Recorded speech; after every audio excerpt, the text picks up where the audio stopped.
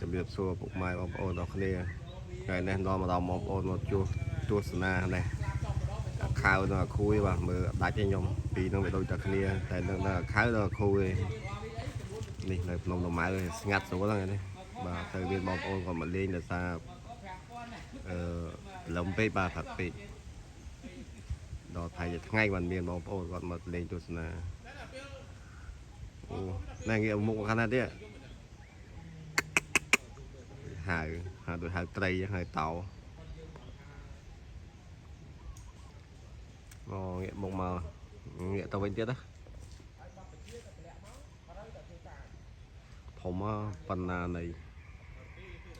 តូចទេបាទខាវចឹងឯងមុខ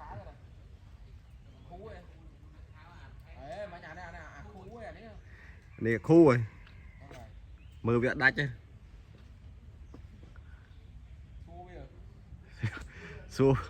សួរវាឈ្មោះអីឈ្មោះខូខាវដឹងវាឆ្លើយថាមិនទៀតដេកខ្ជិលបងនេះមួយទៀតឡៃថ្មឡៃលើថ្មមួយទៀតនេះខូលើវាដេកពុកដេកអត់ងើបខូងើបអត់ងើបទេចឹងបងប្អូនដែរមកទស្សនានៅសួនសត្វភ្នំតាម៉ៅកុំភ្លេចមកលេងផងណានៅកន្លែងនេះមានកាហ្វេផឹកពីមើលតោនៅជិតហាងកាហ្វេ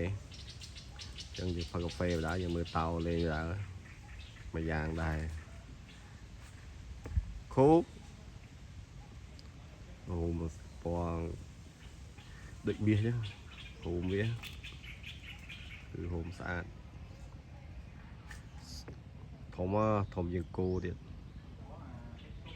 ចឹងវីដេអូខ្លីៗហ្នឹងនេះមានតិចទេជួយបងប្អូនទស្សនាលេងផ្សាន